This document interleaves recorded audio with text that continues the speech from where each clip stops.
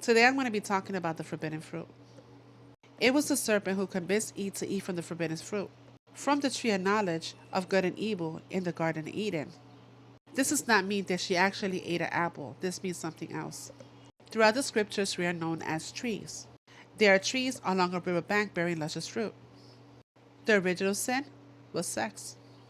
But I was born a sinner, yes, the moment my mother conceived me. And Adam knew Hava, Eve, his wife, who had desired the angel, and she conceived and bare Cain. And she has said, I have acquired a man, the angel of the Lord. And she added to bear from his husband Adam his twin, even Abel. Abel was a twin, but not a twin to Cain. I'm going to come back to that. And Adonijah said unto the woman, What is this that you have done? And the woman said, The serpent hath beguiled me, and I did eat. Beguile means to seduce. In the reading of the first and second book of Adam and Eve, it tells you that Cain had a twin sister, and Abel had a twin sister. So Cain and his sister are from the serpent seed. It's interesting because her name was Kamana, which is almost spelled exactly like Kamala. And I explained in past teaching that these are vessels that unclean spirits possess. And she will be coming back. She'll be the first female president. So this is Kamala Harris, Gematria. Second coming, Bible God Satan. So when you see her in office, you know the second coming is coming. So she will be in office temporarily to help bring up the divine feminine spirit. Then Obama will take over, being the last pharaoh in America. It's interesting because when Abba questioned Cain on what he did to his brother, Cain answered, Am I my brother's keeper? It is that fundamental belief. It is that fundamental belief that I am my brother's keeper. I am my sister's keeper. Canaanites. Cain was the first martyr because he killed his brother Abel. So Cain ran off for his sister, his twin sister, and they started the Canaanites. And by the way, this is where you get the word cannibalism, cannibal, because Cain ate Abel, and they still do.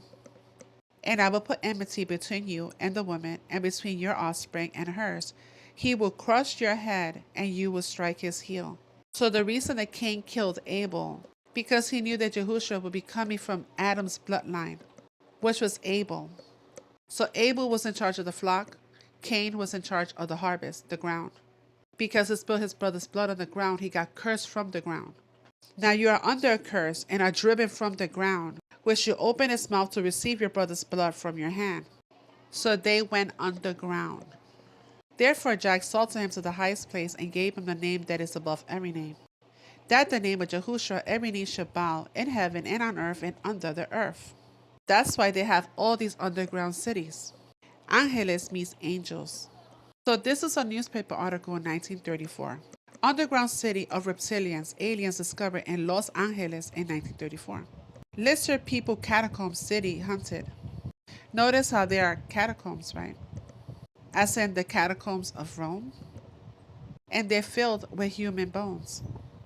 Because Cain ate Abel. Also in London, as in the tribe of Dan.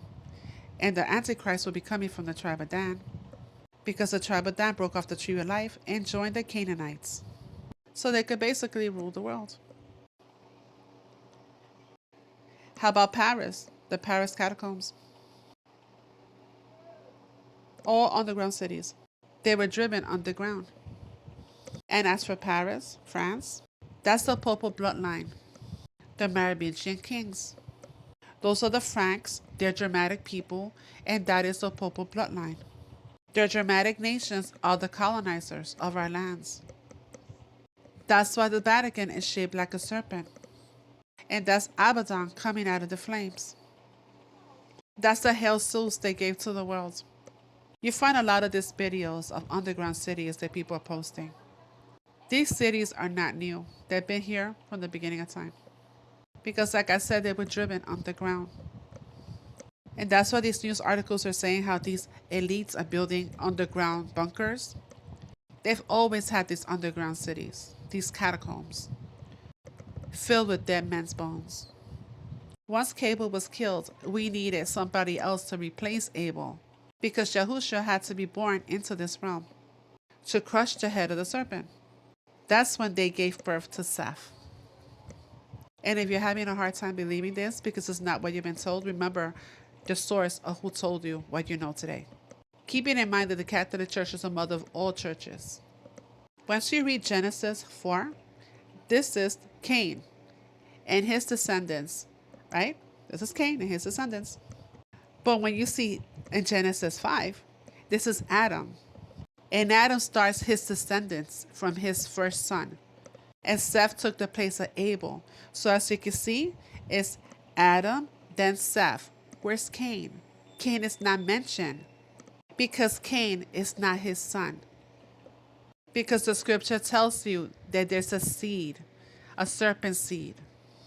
I'm going to play you this video of Trump when he read the snake poem.